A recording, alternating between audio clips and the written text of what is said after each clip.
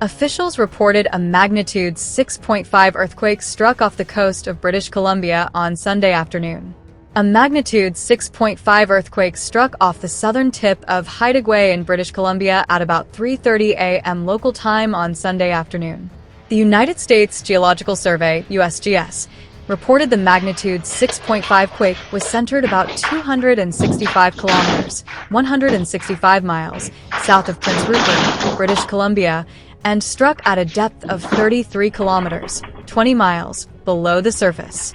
The U.S. Tsunami Warning Center said there was no tsunami threat from the quake.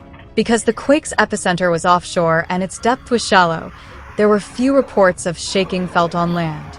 Sunday's quake struck along the Queen Charlotte Fault, which is the shear boundary between the Pacific Plate and the North American Plate.